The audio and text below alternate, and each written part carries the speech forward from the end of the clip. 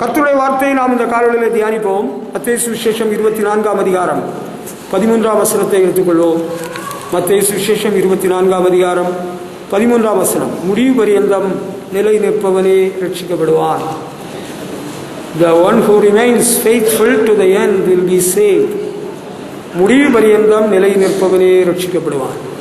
ஆண்டவர் இயேசு இந்த உலகத்துக்கு முடிவு உண்டாகும் காலகட்டத்தில் பூமி அதிர்ச்சி, கொள்ளை நோய், பஞ்சம், யுத்தம் போன்ற எதிர்பாராத எதிரடையான காரியங்கள் நடைபெறும் என்றும், அப்படிப்பட்ட காலங்களுக்கு பிறகும் கடைசி மட்டும் ஆண்டவரில் உண்மையாய் நிலைத்திருக்கிறவர்கள் தான் தப்புவாங்க, ரட்சிக்கப்படுவார்கள் என்பதை இயேசுவே சொல்லியிருக்கிறார். நம்ம கிறிஸ்தவ வாழ்க்கை கடைசி மட்டும் வெற்றிகரமாக இருக்கும்னு உங்களுக்கு ஒரு நம்பிக்கை இருக்கா? கிறிஸ்தவ வாழ்க்கை வெற்றிகரமாக கடைசி மட்டும் இருக்க வேண்டும் என்று நீங்கள் விரும்பினால், if you want your Christian life to be successful till the end, please follow the following principles in life. உங்கள் வாழ்க்கையில் கீழே இனிமேல் நான் சொல்ல போகும் சில காரியங்களை நீங்கள் கடைபிடியுங்கள். அப்படி கடைபிடிச்சிங்கன்னா நீங்கள் கடைசி மட்டும் ஆண்டவர்கள் நிலைத்திருக்கலாம். ஆண்டவரை நானும் பின்பற்றுறேன், நானும் சபைக்கு வர்றேன்னு வந்து ரட்சிக்கப்பட்டேன்னு சொல்லி ஞானஸ்நானம் பெற்று பரிசாய் பெற்று பிறகு கடைசியில் பின்மாற்றத்துக்குள்ளாகி பிசாசுக்கு பின்னால் போனவங்களும் இருக்கிறாங்க. சிலர் பின்மாற்றத்துக்குள்ளாகி செத்து போனவங்க செத்து போயிட்டாங்க. சிலர் நாஸ்திகராகி போயிட்டாங்க. அப்படிப்பட்ட சூழ்நிலையில் நம்ம வாழ்க்கை கடைசி மட்டும் ஆண்டவரில் நிலைத்திருக்கும்னு ஒரு நம்பிக்கை இருக்கா? யாருக்கெல்லாம் அப்படி ஒரு நம்பிக்கை இருக்கு? உங்களுக்கு எல்லாம் இருக்கா? நீங்கள் பாக்கியவான்கள், கர்த்தர் உங்களை ஆசீர்வதிப்பார். ஹல்லேலூயா. நம்ம ஆண்டவர் இயேசு ஜீவன் உள்ளவர், அன்புள்ளவர், நம்மை கைவிடாதவர், நம்மை கடைசி வரை நடத்துவார். நம்ம விசுவாச வாழ்க்கை கடைசி மட்டும் நிலைத்திருக்கணும்னு சொன்னால் நமக்கு முதலாவது தேவைப்படுறது என்னன்னா விசுவாசம். எபேசு சபைக்கு பவுல் எழுதும்போது குறிப்பிடுகிறார், கிருபையினாலே விசுவாசத்தை கொண்டு ரட்சிக்கப்பட்டீர்கள். நம்ம விசுவாசிகளை விட்டு ஆண்டவரை பின்பற்ற வந்ததே தேவகுமாரனாய் இயேசுவை பற்றி விசுவாசத்தில். அப்போஸ்தலர் நடபடிகள் 14ஆம் அதிகாரம் 22ஆம் வசனத்தில் அநேக உபத்திரவங்கள் வழியாக அவர்கள் பிரவேசிக்க வேண்டியது என்றும் விசுவாசத்திலே நிலைத்திருங்கள் என்றும் அவர்களுக்கு புத்தி சொன்னார்கள் என்று எழுதப்பட்டிருக்கிறது. அப்போஸ்தலர் 14ஆம் அதிகாரம் 22ஆம் வசனம் அங்கே இருக்கு. பார்த்தீங்களா? சீஷருடைய மனதை திடப்படுத்தி விசுவாசத்திலே நிலைத்திருக்கும்படி புத்தி சொல்கிறார். விசுவாசத்திலே நிலைத்திருக்கணும். உங்களுக்கு கிறிஸ்தவ வாழ்க்கை ஆரம்பத்தில் உங்களுக்கு நல்ல விசுவாசம், எல்லாவற்றுக்கும் ஆண்டவரே விசுவாசிப்பீங்க. இனி நாள் போக போக நமக்கு எப்படியோ தெரியுது இல்லையே. இன்னொருத்தர் வேறொரு சங்கதி சொல்றாரு, அதாவது பரிணாம கொள்கை, என்னெல்லாமோ வித்தியாசமான பல கொள்கைகள் எல்லாம் வந்திருக்குது. நம்ம எதெல்லாம் நம்புறது? அதையும் கொஞ்சம் கேட்டுக்கிடுவோமே. எதையுமே கேட்கக்கூடாது. நமக்கு தேவகுமாரனை பற்றி விசுவாசம் இருக்கிறது. விசுவாசத்தில் யாராவது வல்லவர்களாக இருந்தால் அவர்களிடத்தில் நம்ம தொடர்பு வச்சுக்கிடுவோம், அவர்களிடத்தில் பேசுவோம், பழகுவோம். அது நல்லது. விசுவாசத்தை விட்டு விலகி போனால் ஒருத்தன் வச்சுக்கிடுங்க, ஐயோ அவனுக்கு நிழலே நமக்கு படக்கூடாது, அவன்கிட்ட பேச்சு வச்சுக்கிடக்கூடாது, நம்ம வாழ்க்கை நஷ்டப்பட்டு போயிடும். விசுவாசத்தை நமது வாழ்வில் தோக்கினவர் ஆண்டவர் இயேசு. ஹல்லேலூயா. இனி அதை முடிக்க அவர் வல்லவராக இருக்கிறார். நம்ம அதுக்கு என்ன செய்யணும்னு எபிரேயர் நிருப வாக்கியம் குறிப்பிடுகிறார் என்றால், எபிரேயர் நிருபத்தில் ஒரு வசனம் இருக்கு, பார்த்துக்கிடுங்க. விசுவாசத்தை தோக்கிறவரும் முடிக்கிறவருமாய் இயேசுவை நோக்கி நமக்கு நியமித்திருக்கிற ஓட்டத்தில் பொறுமையோடே ஓடக்கடவோம். அதுக்கு முன்னால ஒரு விஷயம் இருக்கு. எபிரேயர் 12:1 ஏகம் போன்ற இத்தனை திரளான சாட்சிகள் நம்மை சூழ்ந்து கொண்டிருக்க பாரமான யாவற்றையும் நம்மை சுற்றி நெருங்கி நிற்கிற பாவத்தையும் தள்ளிவிட்டு, பாரமான யாவற்றையும், நமக்கு நிறைய பாரம் எல்லாம் இருக்கு. பாரங்கள், பார சுமை நமக்கு பேடம் நிறைய இருக்கு. பாரத்தை என்ன செய்யணுமா? பாரத்தை தள்ளிவிட வேண்டும். பாருங்கள், சுற்றி நெருங்கி நம்மை சூழ்ந்து கொண்டிருக்க பாரமான யாவற்றையும் தள்ளிவிட வேண்டும். பாரமான யாவும் யார்கிட்ட தள்ளி விடுறது? நமக்கு பாரத்தை தள்ளிவிடுக்கு யார் இருக்கிறார்? சிலுவை சுமந்த இயேசு நமக்கு இருக்கிறார். ஹல்லேலூயா. அவர்கிட்ட வச்சுட்டா போதும். பாவ பார சுமையதால் சோந்தி தளர்ந்த என் ஜீவியமே, சிலுவை அண்டை வந்ததினா சிறந்த சந்தோஷம் கண்டதினா. ஹல்லேலூயா. கல்வாரி சிலுவையில் தொங்கின ஆண்டவர் இயேசுவிடத்தில் வந்து நம்ம பாரத்தை அவர்கிட்ட வச்சுட்டா போச்சு. நம்பர் 1. அடுத்து பாவத்தை விட்டுறணும். பாவத்தை விட்டுட்டால் ஒழிய நமக்கு விசுவாச வாழ்க்கை தொடர முடியாது. கண்டிப்பாக இன்னும் பழைய பாவத்தில் தான் நான் வாழ்வேன்னு சொன்னால் உன்னுடைய விசுவாச வாழ்க்கை வெற்றியாக முடிவதற்கு வாய்ப்பே இல்லை.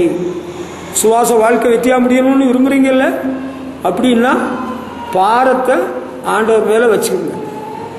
உங்களுக்கு என்ன பாரம் இருக்குது? ஆண்டவர் இயேசு அதானே சொன்னார், வருத்தப்பட்டு பாரம் சுமக்கிறவர்களே நீங்கள் எல்லாரும் என்னிடத்தில் வாருங்கள், நான் உங்களுக்கு இளைப்பாறுதல் தருவேன்னு தானே சொன்னார். அவர் எனக்கு என்னுடைய பாரங்களையும் அவர் ஏற்றுக்கொண்டார், உங்களுடைய பாரங்களையும் அவர் ஏற்றுக்கொள்ள ஆயத்தமாக இருக்கிறார். பாவத்தையும் தள்ளிவிட்டோம். நாங்கள் பாவத்தையும் வச்சுக்கிடுவோம், ஒரு மூட்டையில் பாவத்தையும் இங்கே வச்சுக்கிடுவோம், அது சரிகிறார். அப்படின்னா விசுவாச வாழ்க்கை வெற்றிகரமாக முடியாது, தோல்வி அடைந்து விடும். பாவத்தை தள்ளி விட்டு விட வேண்டும். ஹல்லேலூயா. அடுத்து விசுவாசத்தில் நம்ம நிலைத்திருக்கணும்னா இயேசுவை பார்க்கணும். இந்த காலத்தில் உள்ள மகான்களையும் பக்த சிரோமணிகளையும் நீங்கள் பார்த்தீங்கன்னா கடைசியில் ஆண்டவருக்கு ஒரு கேள்வி கேட்டிருக்காரு, மனுஷகுமாரன் வரும்பொழுது பூமியில் விசுவாசத்தை காண்பாரோ? ஐயோ, இவங்கெல்லாம் எப்படி இருந்தாங்க, அவங்கெல்லாம் எப்படி இருந்தாங்க, அவங்கெல்லாம் எப்படி இருந்தாங்க? ஆண்டவரை பற்றி விசுவாசத்தில் இருந்த வேளையில் நல்லா இருந்தாங்க. இப்போ அவங்களுக்கு பொன்னும் பொருளும் சுகமும் வளமும் எல்லாம் கிடைச்ச பிறகு அவங்களுக்குள்ளால ஒரு பிசாசு வஞ்சகம். இப்போ இயேசு எனக்குள்ளே இருக்கிறார், நான் தான் இயேசு. அப்படியா? அப்படி ஒருவர் அமெரிக்காவில் சொல்லிட்டாரு, வில்லியம் பிரங்காம். அவர் பெரிய ஒரு மனுஷன், பக்தன். அவர் அப்படி சொன்ன பிறகு அவருடைய விசுவாச வாழ்க்கை அடியோடு தொலைந்து போனது. அவர் விபத்தில், மோட்டார் சைக்கிள் ஆக்சிடென்ட்ல செத்து போயிட்டார் வில்லியம் பிரங்காம். அவருடைய கொள்கையை பின்பற்றி வந்த ஒருவர் தான் பாலாசியர் லாரி என்று ஒருவர். டிஜிஎஸ் தினகரனை விட ஆண்டவரால் அதிக வல்லமையாக இந்தியாவில் பயன்படுத்தப்பட்ட ஒரு தேவ ஊழியக்காரர். அவருக்கு வாழ்க்கையிலையும் ஆண்டவர் அவர் அதிகமாக உயர்த்தி ஆவியின் வரங்களால் நிரப்பி எடுத்து பயன்படுத்தி வந்தார். அவர் பெருமை கொண்டார், பிசாசுக்கு இடம் கொடுத்தார். திடீர்னு சொன்னார், இயேசு வந்து விட்டார், எனக்குள்ளே இறங்கி விட்டார், நான் தான் பாலாசியர் முத்துகிருஷ்ணா லாரின்னு சொன்னார். அதோடு அவருடைய விசுவாச வாழ்க்கை வீணா போச்சு. அவரை பின்பற்றினவர்களும் நஷ்டப்பட்டு போனாங்க. நம்ம யாரை பார்த்து போகணும்னா இயேசுவை நோக்கி நம்ம ஓடணும். கேட்டீங்களா? அவங்க வேளாங்கண்ணியில் மாதா இருக்கிறாங்க, அவங்க நம்ம காப்பாற்றிடுவாங்க. மாதா வேளாங்கண்ணியில் இல்லவே இல்லை, அது மறுக்க முடியாத உண்மை. மாதாவை இயேசு ஆண்டவர் கடற்கரை ஓரத்தில் நிற்க வச்சு வேடிக்கை பார்த்துட்டு இருக்கிறாரா? கிடையாது. கேட்டீங்களா? துருபதேசங்கள் ஏராளம் வருகிறது. இயேசுவை பார்த்து நமக்கு நியமித்திருக்கிற ஓட்டத்தில் பொறுமையாக போகணும். அப்போதான் விசுவாச வாழ்க்கையில் நிலைத்திருக்க முடியும். ஆண்டவரை பற்றி விசுவாசத்தில் நமக்கு ஒரு தளர்ச்சி வரக்கூடாது. ஆரம்பத்தில் நமக்கு நல்ல விசுவாசம் இருக்குது, எல்லாம் ஆண்டவர் பார்த்துக்கொள்வார், நீங்கள் எல்லாமே பார்த்துக்கொள்வீங்க அப்படின்னு நீங்கள் ஆண்டவரை பற்றி விசுவாசத்தினால் அறிக்கையிட்டீர்கள். விசுவாச அறிக்கை ரொம்ப அவசியம். பார்த்துக்கிடுங்க. சாட்சியின் வசனத்தினால் சாத்தானை ஜெயித்தார்கள்.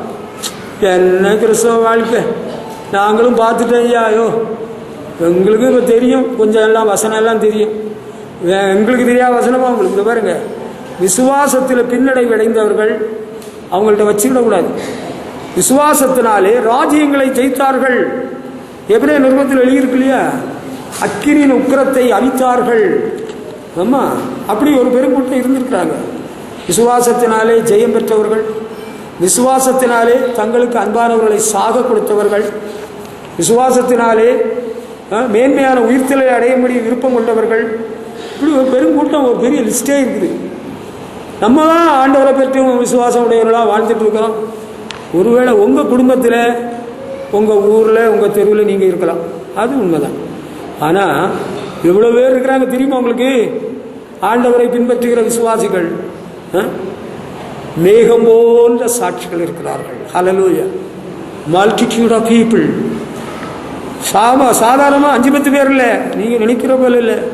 பெருங்கூட்டமான மக்கள் ஆண்டவரை பற்றி விசுவாசம் உடையவர்களாக வாழ்ந்து கொண்டிருக்கிறார்கள். நம்ம கூட ஆண்டவரை பற்றி விசுவாசத்தோடு வாழ்ந்து கொண்டிருந்தால் அது நமக்கு ஆசீர்வாதம். நம்ம கிறிஸ்தவ வாழ்க்கை வெற்றியாக முடியும். அதுதான் கிறிஸ்தவ வாழ்க்கை நமக்கு வெற்றியாக முடியணும்னா நமக்கு முதலாவது என்ன வேணும்? தேவகுமாரனை பற்றி விசுவாசம் நமக்கு ரொம்ப அவசியம். ஹல்லேலூயா. அதே போல 1 கொரிந்தியர் 16ஆம் அதிகாரம் 13ஆம் வசனத்தில் பவுல் அப்போஸ்தலன் குறிப்பிடுகிறார் பாருங்க. 1 கொரிந்தியர் 16ஆம் அதிகாரம் 13ஆம் வசனத்தை படித்தா அங்கே சொல்றாரு, விழித்திருங்கள், விசுவாசத்திலே நிலைத்திருங்கள், நிலைத்திருங்கள். Continue in your faith. உங்க விசுவாசத்தில் நிலைச்சிருக்கணும். எனக்கு கொஞ்சம் விசுவாசம் இருக்கு, முன்னால இருந்த அளவுக்கு இல்லாட்டாலும் இப்போ கொஞ்சம் இருக்கு, அப்படி இருக்கக்கூடாது. நமக்கு முன்னால இருந்ததை விட இப்போ கூடி இருக்கணும். விசுவாசத்திலே வல்லவர்களாக வேண்டும். ஹல்லேலூயா. உங்களுக்கு புரிகிறது என்று நான் நம்புகிறேன். ஹல்லேலூயா. விசுவாசத்தில் உறுதியாக நிலைத்து இருக்க வேண்டும். ஒரு சலனம் வரக்கூடாது. இதை பாருங்க, அங்க கும்பகோணம் மகாம குளத்து பக்கத்தில் அங்க ஒரு சாமி இருந்தில்ல, அந்த சாமி பேசுது பார்த்துக்கிடுங்க. இந்த போறவங்கள பேரெல்லாம் கூப்பிடுது. என் ஃப்ரெண்டு போயிட்டு வந்தா, அவ சொன்ன நானும் போறேன் நாளைக்கு. நீங்க அங்க என்ன எடுக்க போறீங்க? நமக்கு அங்க வேலை கிடையாது. கடைசி நாட்களிலே உங்களுக்கு தெரியுமா, உங்களுக்கு இப்பவே சொல்லித்தரேன், கடைசி நாட்களில் விக்கிரகங்கள் பேசும். நீங்க அங்க போகக்கூடாது. அது பிசாசுனுடைய ஒரு வஞ்சகம், ஒரு தந்திரம். தேவகுமாரனாகி கிறிஸ்துவை பற்றி விசுவாசத்தை விட்டு விலக்கக்கூடிய எந்த ஒரு காரியத்துக்கும் நாம் இடம் கொடுக்கக்கூடாது. ஹல்லேலூயா. இதுல நமக்கு எந்த மாற்றமும் இல்லை. ஆண்டவர் இயேசுவை பற்றி விசுவாசம் எனக்குள்ளே ஆரம்பித்தது சில மாதங்களுக்கு முன்பு, சில ஆண்டுகளுக்கு முன்பு. எப்படி ஆரம்பிச்சது விசுவாசம்? உங்களுக்கு எப்படி வந்தது? ஆண்டோடைய வார்த்தையை கேட்டு வந்தது. விசுவாசம் கேள்வியினால் வரும், கேள்வி தேவவசனத்தினால். ஆண்டோடைய வசனத்தை கேட்ட பிறகு எனக்கு விசுவாசம் வந்தது. கரெக்ட், அது கரெக்டு தான். இனி அந்த விசுவாசம் என்ன செய்யக்கூடாது? மாறக்கூடாது. அந்த விசுவாசத்தை விட்டுட்டு அங்க ஒருத்தர் கூப்பிட்டாரு, இங்க ஒருத்தர் கூப்பிட்டாரு, அங்க ஒரு சாமி இருக்குது, அது எல்லாரும் பார்த்தும் சொல்லுது. ஜாதகத்திலேயும் சொல்றாங்க இல்ல. நீங்க சொல்லுவீங்களா பாஸ்டர்? நீங்க ஜோம் பண்ணி குறி சொல்லுவீங்களா? நான் குறி சொல்லும் ஆவியை உடையவன் அல்ல. ஆண்டவர் அப்படி சொல்லல. ஆமா, ஆண்டவரை பற்றி விசுவாசத்தை விட்டு எந்த காரியத்திலும் நம்ம சைடு கொடுத்துடக்கூடாது. நமக்கு வசனம் தான் சத்தியம். ஆண்டவருடைய வசனத்தில் நமக்கு கிடைக்கிற உண்மை போதுமானது. வசனத்தை நம்ம பின்பற்றி ஒழுங்கா வாழ்ந்தா போதும். நமக்கு வேற எந்த குழப்பத்துக்கும் அவசியம் இல்லை.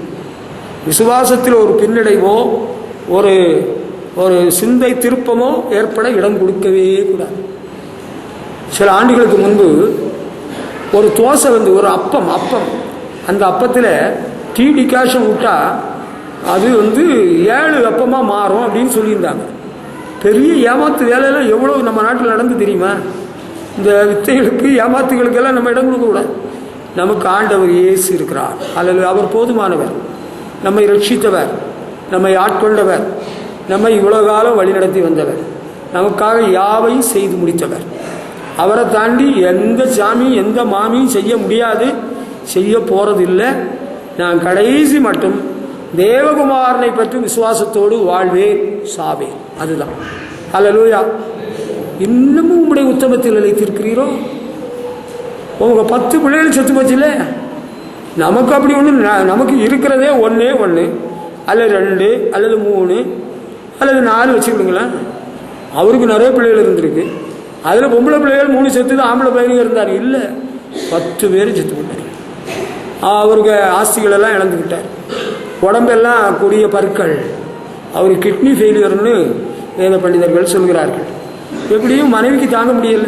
ஆண்டவர் எப்படியும் மனைவியை விட்டு வைக்கும்படி காப்பாற்றிட்டார். சாத்தானோட அனுமதிக்கவில்லை. அந்த அம்மா தான் சொல்றாப்புல, இன்னும் உங்களுடைய உத்தமத்தில் நிலைத்திருக்கிறீரோ? உயிரே போனாலும் நம்ம விசுவாசத்தோடே கர்த்தருடைய சமூகத்தில் போய் சேர வேண்டும். அல்லேலூயா. சில பரிசுத்தவான்களை பற்றி நான் கேள்விப்பட்டிருக்கிறேன். அவங்களுடைய கடைசி காலகட்டத்தில் ரொம்ப வேதனை, வியாதி, படுக்கை, ரொம்ப பாதிக்கப்பட்ட நிலைமையிலும் விசுவாசத்திலே உறுதியாக இருந்தார்கள் என்கிற ஒரு சாட்சி தான் ரொம்ப மேன்மையானது. ஹல்லேலூயா. அவங்க பல வருஷம் அவங்க நல்லா பாடினாங்க, ஊழியத்துக்கு கொடுத்தாங்க, வேன் ஊழியத்துக்கு வந்தாங்க, சாப்பாடு செய்து கொடுத்தாங்க, சான்ஸ்கிரிட் எல்லாம் நல்லா பேசினாங்க. ஆனால் பேரனுக்கு மனைவியும் கண்ட உடனே அவங்களுக்கு ஒரு திடீர் திருப்பமும் ஒரு மயக்கமும் வந்து போச்சு. பாவம், நான் மிகவும் வருத்தத்தோடு இதை சொல்லுகிறேன். நமக்குள்ள எந்த சலனமும் எந்த திருப்பமும் வர வேண்டாம். நான் தன்னந்தனிமையாக பத்ம தீவிலே நாடு கடத்தப்பட்டு அங்கே செத்தா கூட தேவகுமாரனை பற்றி விசுவாசத்தோடு தான் நான் மரிப்பேன். ஹல்லேலூயா.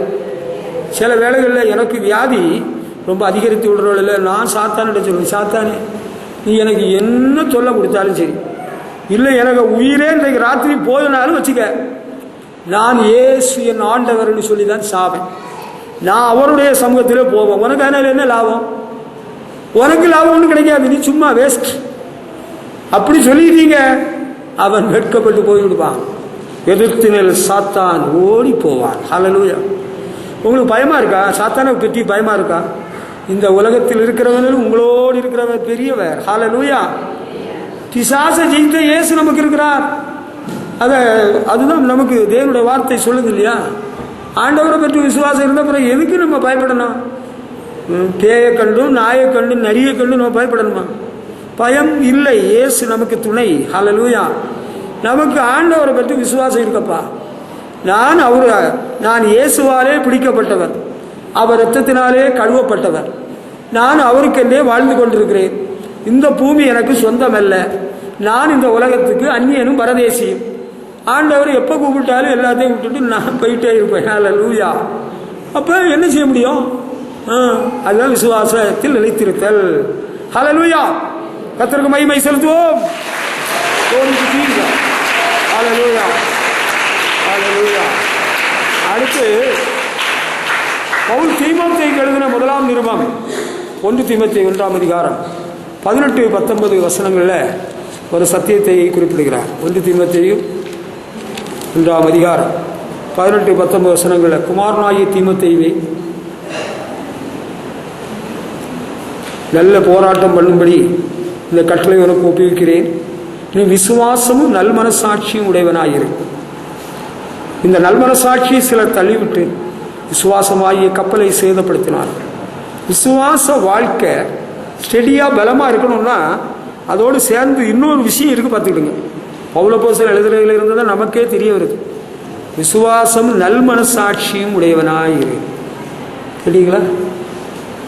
பிசாசு கூட தேவகுமாரன் இயேசுவை விசுவாசிக்குது. அப்படிப்பட்ட விசுவாசம் போதாது. இப்ப நம்மோடு பழகிற புறஜாதி மக்கள், தேவனற்றவர்கள், அவங்க என்ன சொல்றாங்க? உங்க கடவுள் நல்ல கடவுள், உங்களுக்கும் நம்பிக்கை இருக்குங்க, நாங்களும் வருஷத்துக்கு 2 தடவை வேளாங்கண்ணிக்கெல்லாம் போயிட்டு வர்றோம். பிசாசுக்கும் ஆண்டவர் இயேசு யாருன்னு தெரியும். நமக்கு நல்மனசாட்சியோடு விசுவாசம் தேவை. விசுவாசம் நல்மனசாட்சியும் உடையவனாயிரு. இந்த நல்மனசாட்சியை தள்ளிவிட்டு விசுவாசமாகிய கப்பலை சில சேதப்படுத்தினார்கள் என்று குறிப்பிடுகிறார். நல்மனசாட்சியை தள்ளிவிட்டுட்டு அப்புறம் என்ன விசுவாசம்? பியோர் கான்ஷியன்ஸ் நமக்கு தேவைப்படுது. சுத்த மனசாட்சி இருக்கா? உங்களுக்கு எல்லாம் நல்ல மனசாட்சி இருக்குதா? அடுத்தவனுக்கு பொருளை கொள்ள அடிச்சுனீங்களா? அடுத்தவனை எவ்வளவா புண்படுத்தினீங்க, கெடுதல் பண்ணீங்களே? அப்படியா? உங்கள் விசுவாச வாழ்க்கை எப்படி இருக்கு? இப்போ அது இருக்கு. விசுவாச வாழ்க்கை பரவாயில்ல. சபைக்கு போன உடனே எங்களை அறியாமலே சுமாராக வருது, கொஞ்சம் தூக்கமாக தான் வருது, வேற ஒன்றும் இல்லை. விசுவாச வாழ்க்கை எப்படி இருக்கு? இப்போ கொஞ்சம் தூக்கம் செலவில் வருது. ஜெபம்னு சொன்னாலும் தூக்கம் வந்துடும். சபையில் போய் வசனம் சொல்ல தொடங்கினாலும் எங்களுக்கு தூக்கம் வந்துடும். நல் மனசாட்சி இல்லாமல் எனக்கு விசுவாசம் இருக்குன்னு சொன்னால் அந்த விசுவாசமாகிய கப்பலை சேதப்படுத்தி விட்டார்கள். நீலம் புயலால் அங்கே சென்னையில் ஒரு கப்பல் சேதமாகி விளைப்பச்சில் அதில் 5 பேர் செத்து போயிட்டானுல்ல. கப்பல் இப்போ இழுபறியில் கிடக்கு, 5 பேர் செத்து போயிட்டான், பாவம். சரியா? விசுவாசமாகிய கப்பல் விசுவாச கப்பல்லையாக்க இப்போ நம்ம ஏறி இருக்கிறோம். இந்த கப்பலை நம்மாக நல்மனசாட்சி இல்லாமல் கெடுத்துடக்கூடாது. பியூர் கான்ஷியஸ், சுத்த இறுதி, அது நமக்கு ரொம்ப தேவை. எனக்கு விசுவாசம் இருக்குங்க, ஆண்டவர் நடத்துவார். ஆனால் நான் என்ன செய்வேன், கள்ளக்கணக்கு எழுதுவேன். ஆண்டவர் நடத்துவார், நான் லஞ்சம் வாங்குவேன். ஆண்டவர் நடத்துவார், கமிஷன் வாங்குவேன். நீ உனக்கு விசுவாசத்தை அடுப்பில் போடு. அதுதான் எனக்கு அந்த பாஷை தான் எனக்கு வருது. கேட்டீங்களா? என்னுடைய முன்னோர்களுடைய பாஷை தான் இது. அதனால தான் இந்த வார்த்தையை உபயோகிக்கிறேன். கடுமையான சொல் அல்ல, இனிமையான சொல். எப்படி விசுவாசம் எப்படி இருக்கு? மனைவியை அடித்து விட்டான், விசுவாசம் மண்டையை நொறுக்கி விட்டான். அவனும் நான் விசுவாசமாக இருக்கிறேன்னு தான் சொல்கிறான். அவனுக்கு பேரே அது. மனைவியை அடித்து விட்டு எனக்கும் நான் விசுவாசம் ஆண்டவரிடத்தில் இருக்கிறார். பைபிள் அப்படி இருக்கா? இருக்குதா? மனைவியை தள்ளிவிட்டான். இப்போதான் வாலிபம் திரும்புகிறதான், வாலிபம் திரும்புகிறது மண்டையில். ஐயோ, வண்டி ஓட்டுற வேலையிலே மண்டையில் அங்கே யாரோ இன்னொருத்தி இன்னும் எவ்வளவு பாப்பாளா வருவாளான்னா, ஐயோ ரொம்ப பரிதாபமாக போச்சு போல இருக்க, பைத்தியம் முத்தி போச்சோ. நல் மனசாட்சி இல்லாமல் எனக்கும் விசுவாசம் இருக்கு, நானும் ரசிக்கப்பட்டேன், நானும் ஆண்டவருக்கு பிள்ளை, நானும் ஸ்நானம் பெற்றேங்க, பரிசுத்தா எல்லாம் எனக்கு கிடைச்சிது. நல் மனசாட்சி இருக்கா? நல் மனசாட்சி இருக்கணும்னா சுத்த ஜீவியம், பியோர் லைஃப். நீ என்னைக்கோ ஒரு நாள் கள்ள குடிச்சியோ தண்ணி அடிச்சியோ அதை நான் இப்போ கேட்க வரல. என்னைக்கோ ஒரு நாள் ஏதோ சந்தர்ப்பத்தில் நீ சேத்துல ஆற்றுல காலை விட்டியோ அதை நான் இப்போ பெருசுப்படுத்தலை. நீ ஆண்டவரோட சொல்லி அறிக்கை செய்து விட்டுட்டியா? All right. இல்லை, நீ அப்படியே தான் தொடர்ந்துக்கிட்டே இருக்கிறியா? நடிக்கிறவங்களா இருந்தால் நல்மனசாட்சி இருக்க முடியாது. விசுவாசமாகிய கப்பல் சேதப்பட்டு விடும். Shipwreck will take place. உன்னுடைய விசுவாச வாழ்க்கை பிரயாணம் முன்னேற முடியாது, அப்படியே நின்றுவிடும். முன்னேற முடியாது. விசுவாச வாழ்க்கையில் முன்னேறி செல்ல வேண்டுமானால், if you want your spiritual life R the life to be successful, you want your life to be successful, maintain pure conscience and holy life. நல் மனசாட்சியும் சுத்த ஜீவியம் இருக்கணும். ஏதாவது கேட்டா அந்த எல்லாம் நிறுத்து. கேட்டதுக்கு உள்ள பதில் சொல். நீ கள்ளு குடிக்கிறத நிறுத்திட்டியா? நீ வீடு குடிக்கிறத நிறுத்திட்டியா? கெட்ட வார்த்தை பேசுறத விட்டாச்சா? நல் மனசாட்சியோடு நீ இருக்கிறியா? பக்கத்து வீட்டுக்கு போய் சினிமா பார்க்கறதெல்லாம் விட்டாச்சா? அப்போ ஆல்ரைட். நல் மனசாட்சி இல்லாமல் நானும் விசுவாச வாழ்க்கை கப்பலை சேதப்படுத்தியாச்சு. இனி கப்பலை அடி நவர மாட்டேன்னு நிற்குது. நல் மனசாட்சி எப்படி இருக்கணும்னா சுத்த ஜீவியம். கைகள் சுத்தம், இருதய சுத்தம், கண்கள் சுத்தம். கையே சுத்தம் இல்லையே, அங்கேயே கமிஷன்லாம் இருக்குது. கையில் சுத்தம் இல்லையே, காலையும் சுத்தம் இல்லை. எங்கெல்லாமோ கால் போகுது, கால் எங்கெல்லாமோ போகுது. அப்படியா? விசுவாசத்திலே நிலைத்திருக்கும்படி ஆண்டவர் நமக்கு ஆலோசனை கொடுக்கிறார். ஹல்லேலூயா. கிறிஸ்தவ வாழ்க்கை வெற்றியா இருக்கணும்னா நம்ம ஆரம்பத்திலே கொண்ட விசுவாசம் கடைசி வரை நமக்கு இருக்கணும். ஹல்லேலூயா. ஒரு பின்னடைவு, ஒரு புள்ளி குறையவே கூடாது. நீங்க ரட்சிக்கப்பட்ட ஆரம்பத்தில் நீங்க மட்டும்தான் ரட்சிக்கப்பட்டீங்க. உங்கள் அப்பாவோ அம்மாவோ உங்கள் புருஷரோ உங்கள் பிள்ளைகளோ ரட்சிக்கப்படலை. சரியா? இப்போ நீங்கள் என்ன பண்ணீங்க? ஆண்டவரிடத்தில் அழுது ஜெபம் பண்ணீங்க. இப்போ உங்கள் புருஷனை ஆண்டவர் ரட்சித்துட்டாரா? உங்கள் மனைவி ரட்சித்துட்டாரா? சரி, ரொம்ப சந்தோஷம். நீங்கள் விசுவாசத்தோடு ஆண்டவரிடத்தில் வேண்டுதல் செய்தீங்க, கர்த்தர் செய்தார். இன்னும் சில காரியங்கள் நீங்கள் கர்த்தரை விசுவாசித்து சாதிக்க வேண்டியது இருக்குது. அதில் ஒரு அவிசுவாசம் வரக்கூடாது. அவங்க எல்லாம் இப்போ ஆண்டவர்கிட்ட வர்றாங்க, கொஞ்ச நாள் வர்றாங்க, இனி அவங்க வந்தாலும் சரி தான், போனாலும் சரி, அப்படி இருக்கக்கூடாது. அவங்க கடைசி மட்டும் விசுவாசத்தில் நிலைத்திருக்கும்படி நம்ம அவங்களுக்காக டெய்லி சுபம் பண்ணணும். ஒருவருக்காக ஒருவர் கர்த்தரிடத்தில் மன்றாட வேண்டும்.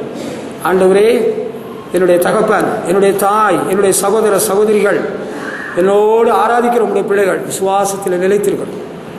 இந்த சபையிலே நம்மோடு ஆராய்ச்சி வந்த ஒரு சிலர் விசுவாசத்தை விட்டு விலகி போனார்கள் என்பது உண்மை. விசுவாசத்தில் இல்லை, அவங்க எங்கேயோ போயிட்டாங்க. அவங்க வாழ்க்கை விசுவாசத்தில் இல்லை என்பது உண்மை. அவங்க ஒழுங்காக பைபிள் படிக்கிறதும் இல்லை, ஜெபம் பண்ணுறதும் இல்லை, ஜீவியத்தில் ஒரு சுத்த மனசாட்சியும் கிடையாது. சும்மா கேட்டா அவர் உங்களை பயங்காட்டி வச்சுக்கிட்டு இருக்கிறாரு, எல்லாம் பயமுறுத்தி வச்சுக்கிட்டு நீங்கள் பயந்துக்கிட்டு கிடக்குறீங்க. நாங்கள் எல்லாம் இங்கெல்லாம் சிறகெல்லாம் வளைச்சி ஆன்னு சந்தோஷமா ஜாலியாக இருக்கிறேன்டா, நாங்கள் இப்போ சர்க்கஸில் சேர்ந்துட்டோம் தெரியல. அப்படியா? பின்மாற்றத்துக்கு இடம் ஏன் வந்து தெரியுமா? சுத்த ஜீவியம் இல்லை, நல்மனசாட்சி இல்லை. விசுவாசத்திலே நிலைத்திருந்தால் ஆண்டவர் சமயத்தில் நம்ம இருக்கலாம். ஹல்லேலூயா. நம்பர் 1. நம்பர் 2, 2 யோவான் 1ஆம் அதிகாரம் 9ஆம் வசனத்தில் நம்ம படிக்கிறவள்ள ஆண்டவருடைய உபதேசத்தில் நிலைத்திருக்கணும்னு சொல்றார். 2 யோவான் 1ஆம் அதிகாரம் 9ஆம் வசனம். நம்ம கிறிஸ்துவ வாழ்க்கை வெற்றியா முடியுமான்னு கேட்டா வெற்றியா முடியுங்க.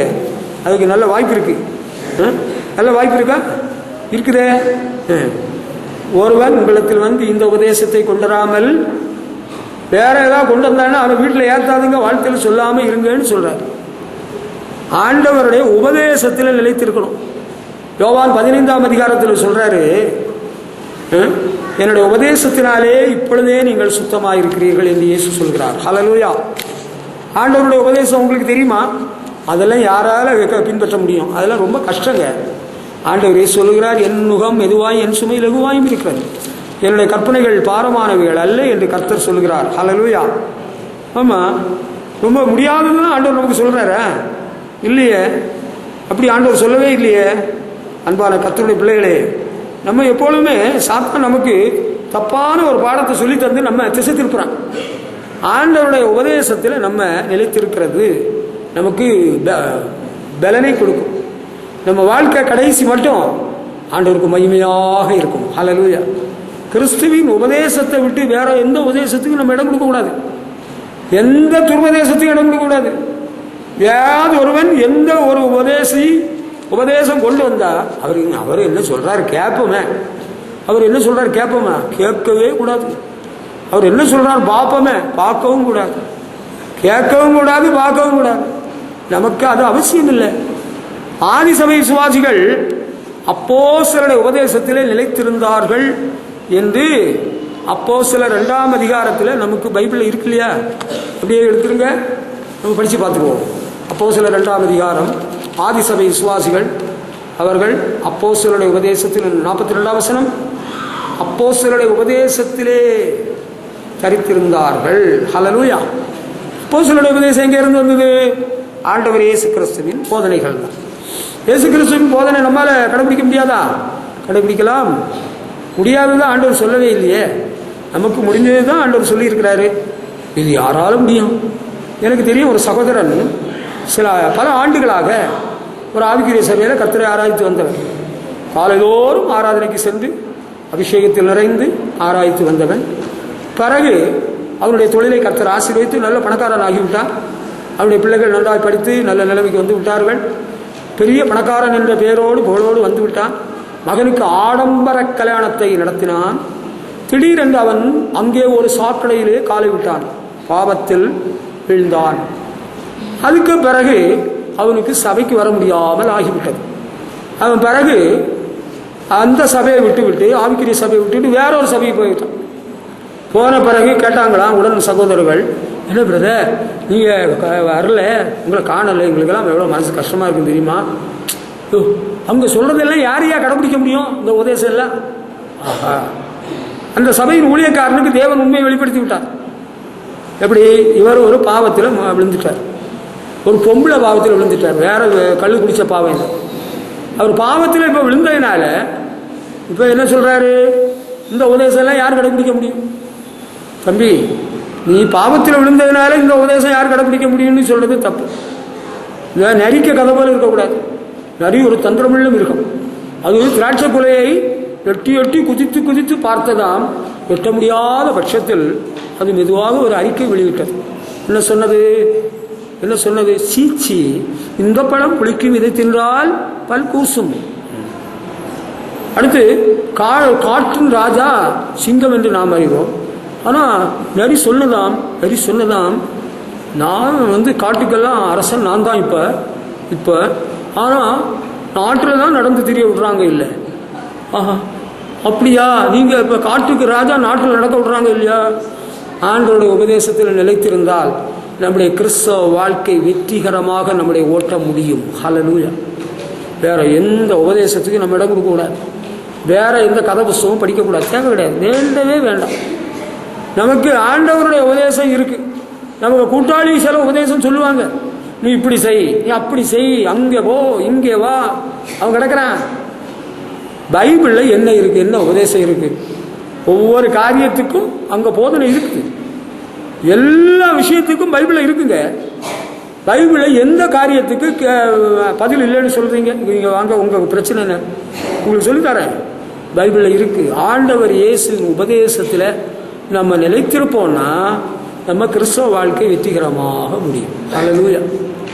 வேற பழைய காலத்து மக்கள் ஒரு நாள் சோழ நகரில் இருட்டின வேளையில் ஏதோ ஒரு காரியத்துக்காக போன வேளையில் அங்கே 4-5 பேர் கூடியிருந்து இதிகாசம், புராணம், ராமாயணம், மகாபாரதம் எல்லாம் பேசிகிட்டு இருக்கிறாங்க. வயசானவங்க. அவங்க பொழுது போகாமல் பேசுகிறாங்க. அதெல்லாம் கொஞ்சம் கேட்டீங்கன்னு வச்சுக்கிடுங்க, அவ்வளோதான், மண்டை சுற்றிடும். நமக்கு அதெல்லாம் தேவை கிடையாது தம்பி. நமக்கு ஆண்டவர் இயேசு உபதேசம் போதுமான, அதெல்லாம் கடைப்பிடிக்க முடிஞ்சது தான். ஆண்டவர் முடியாத ஒன்றுமே சொல்லிடல. நம்மளால் முடியாத ஆண்டவர் நீ கடைப்பிடிக்கணும்னு சொன்னாரா? ஆனால் நமக்கு ஒரு குழப்பம் இருக்குது. ஒரு சின்ன குழப்பம் எப்படின்னா, மத்தேயு சுவிசேஷம் 13ஆம் அதிகாரம் 21ஆம் வசனத்தில் அங்கே ஒரு விஷயம் இருக்குது. எப்படி? இந்த மத்தேயு 13:21 படிக்கிறவங்கள சிலர் வசனத்தை கேட்குறாங்களாம். ஆனால் அது எங்கே விழுந்துதான்? முள்ளுள்ள இடத்துல விழுந்து போச்சான். முள்ளுள்ள இடத்துல விழுந்ததுனால அது சரியா பலன் கொடுக்கலையாம். வசனத்தை கேட்கவனாக இருந்தும் உலக கவலை, ஐஸ்வர்யத்தின் மயக்கம், வசனத்தை நெருக்கி போடுகிறதுனால் பலனற்று போவான். வசனத்தை நீங்கள் கேட்கிறீர்கள், ஆனால் 2 குரூப். ஒன்று உலக கவலை, ஒரு கூட்டம். இன்னொரு கூட்டத்துக்கு என்ன குழப்பம்? ஐஸ்வர்யத்தின் மயக்கம். என்ன மயக்கம்? சாப்பாடு இல்லாத மயக்கம் இல்லை. ஐயோ தண்ணி குடிக்காம மயக்கம் அடிச்சு விழுந்துட்டேங்க, அப்படி இல்லை. ஐஸ்வர்யம் மிகுதியாகி எனக்கு ஒரு ஹெட்வைட், கலக்கணும்.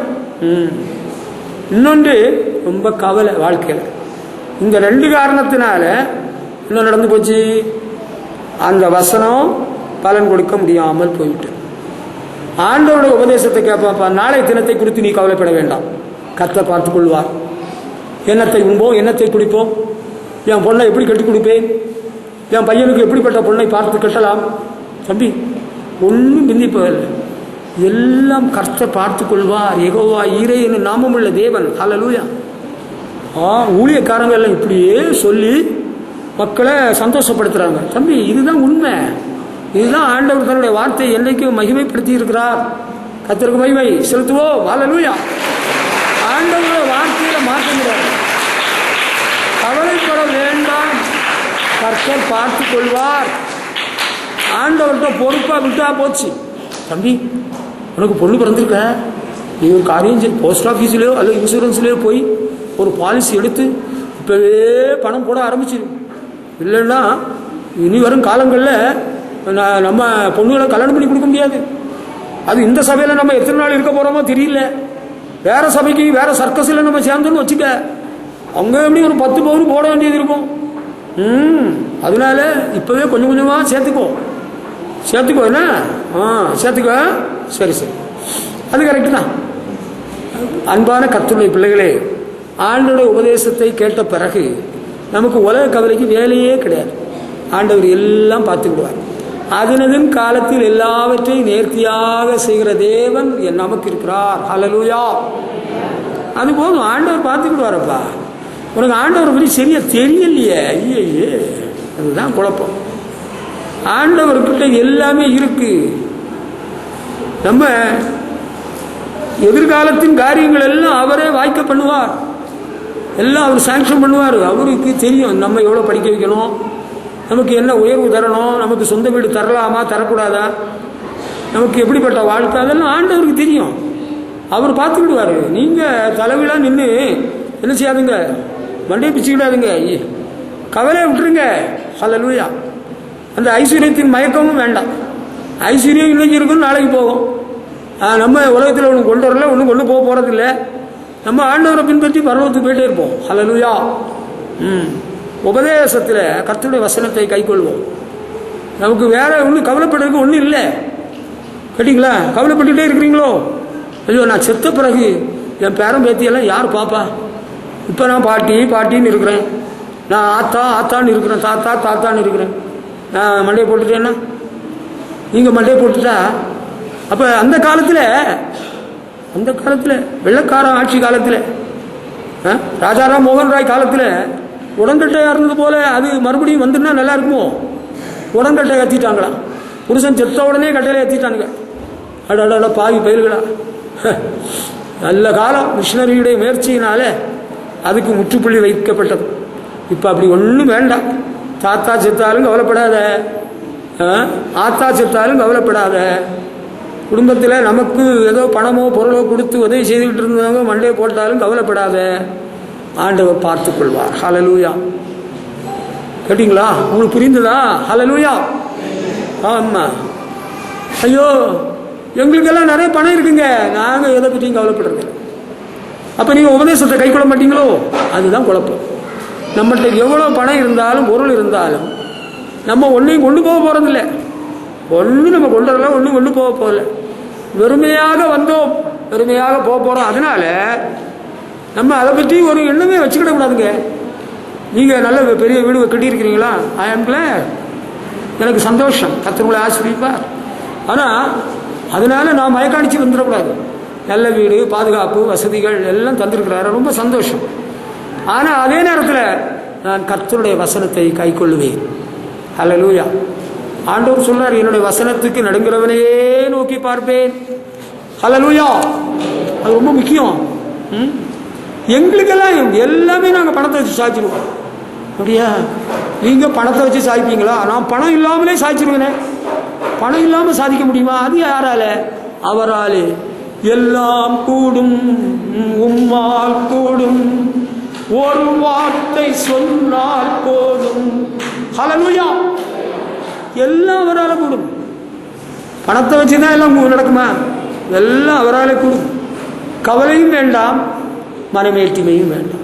நமக்கு ஆண்டவருடைய உபதேசத்தை கேட்போம், அதில் நிலைத்திருப்போம். There should not be any change in life. Hallelujah. சமய சந்தர்ப்பம் போல் ப்ரோக்ராம் மாற்றப்படும், ஒன்ஸ் மோர் அங்கீகரிக்கப்படும். இப்படிதாங்க நம்ம இருப்போம். நாங்கள் கிறிஸ்துவின் போதனையை அறிந்தவர்கள், ஏற்றுக்கொண்டவர்கள், கை கொள்ளுகிறவர்கள், கடைபிடிக்கிறவர்கள், உங்களுக்கு சொல்லித் தருகிறோம். இப்படி தான் நாங்கள் இருப்போம். ஆமாம் பாஸ்டர், உங்கள் வீட்டில் ஒரு விசேஷத்துக்கு ஒரு கோல்ட்டு சூட்டில் நீங்கள் நிற்கிறத நாங்கள்லாம் பார்க்கணும், ஆசையாக இருக்கு. அப்படியா? உங்களுக்கு ஆசையாக இருக்கா? இன்னொருத்தவங்க சொல்கிறாங்க, நீங்கள் ஷேவ் பண்ணி ஒரு மீசையை வச்சு வந்தீங்கன்னா எவ்வளோ அழகாக இருக்கு எங்களுக்கு. உங்களுக்கா? அப்படியா? நீங்கள் நரகத்துக்கு போறீங்களா? நீங்கள் நரகத்தில் கோட்டு சூட்டு போட்டவங்க, மீசை வச்சவங்கெல்லாம் அங்கே கிடக்குறாங்களா? நமக்கு ஆண்டவருடைய உபதேசத்தை கை கொள்ளும். அப்பா, ஆண்டவர் என்ன நம்மக்கிட்ட சொல்கிறாரோ, நம்ம என்ன தீர்மானம் அவர் சமூகத்தில் எடுத்தோமோ அதுபோல போயிட்டே இருப்போம். ஹல்லேலூயா. அதுல எல்லாம் மாற்றம் வந்துடக்கூடாது. நாங்கள் ஆராதிக்கிற தேவன் எங்களை விடுவிக்க வல்லமை உள்ளவர். விடுவியாமல் போனாலும் இந்த விக்கிரகத்தை நாங்கள் பின்பற்ற மாட்டோம், வணங்க மாட்டோம். ஹல்லேலூயா. ராஜாவை தவிர எவனாவது கடவுளை வேண்டுனே சிங்கங்களின் கெவியிலே போட்டு விடுவோம். அப்படியா?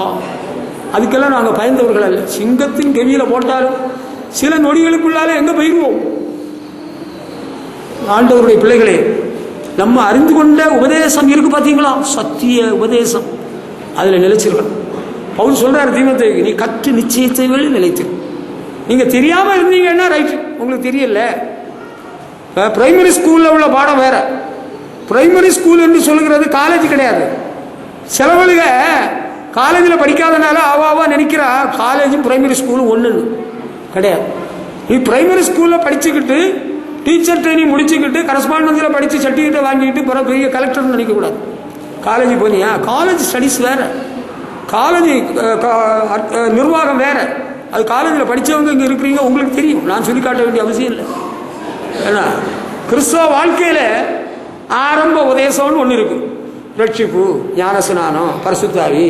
அதில் இன்னொரு விஷயம் இருக்கு பார்த்துக்கிடுங்க. உபதேசத்தில் பேதுரு அப்போஸ்தலர் மனம் திரும்புங்கள், மனம் திரும்பி வசனத்தை ஏற்றுக்கொண்டவர்கள் ஞானஸ்நானம் பெற்றார்கள். அதுக்கு பிறகு இன்னொன்று சொன்னார்ல, அதுதானே நம்ம கண்டுபிடிக்க வேண்டிய இருக்கு. அது என்னது? அப்போஸ்தலர் 2ஆம் அதிகாரத்தில் இருக்கா இல்லையா?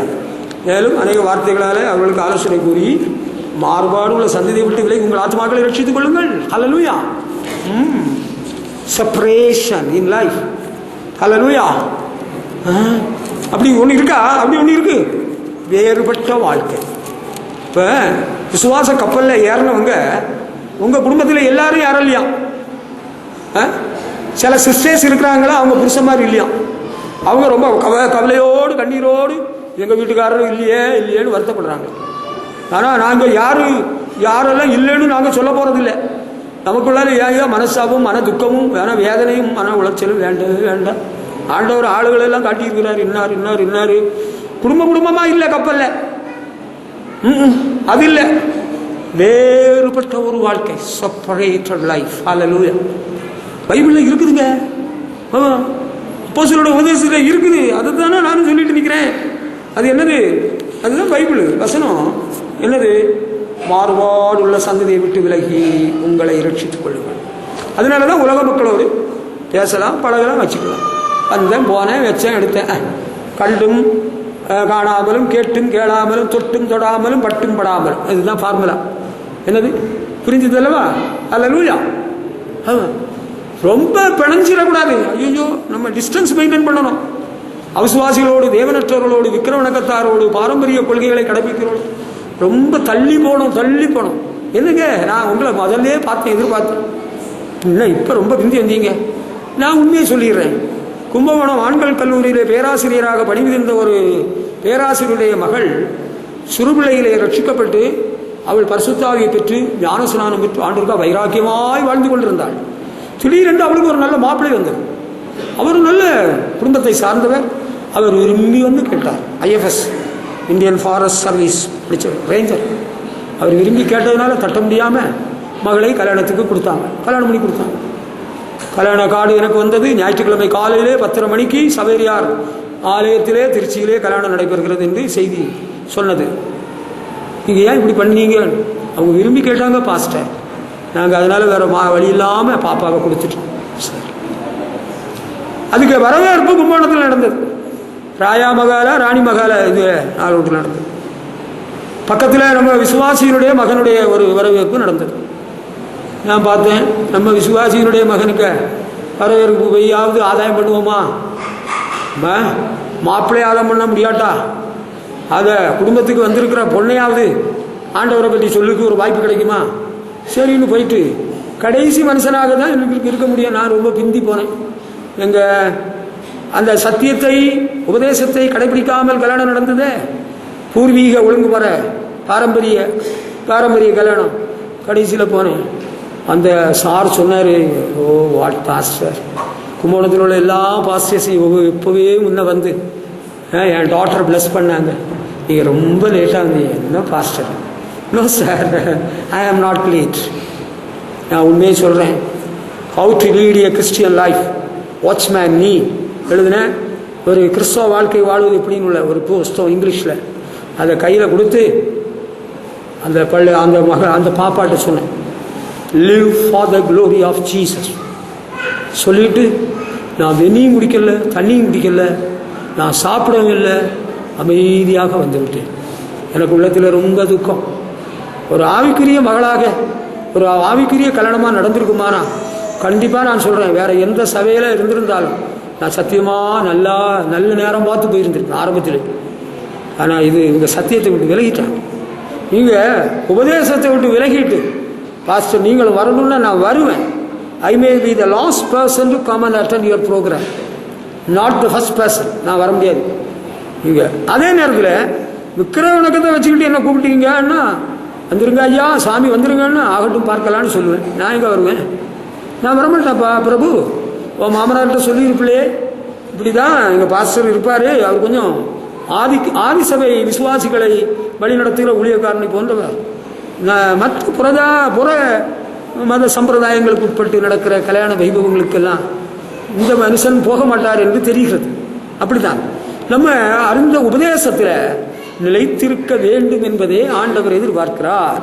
ஹல்லேலூயா, கர்த்தருக்கு மகிமை. ஹல்லேலூயா. அடுத்து ஆண்டவர் சொல்றாரு, பிலிப்பியர் 4ஆம் அதிகாரம் 1ஆம் வசனத்தில் பவுல் அப்போஸ்தலன் சொல்றாரு, சபைக்கு எழுதும் பொழுது சொல்றாரு, இந்தபடி கர்த்தருக்குள் நிலைத்திருங்கள், கர்த்தருக்குள் நிலைத்திருங்கள், அபாய்ட் இன் கிரைஸ்ட். கர்த்தருக்குள் நிலைத்திருங்கள்.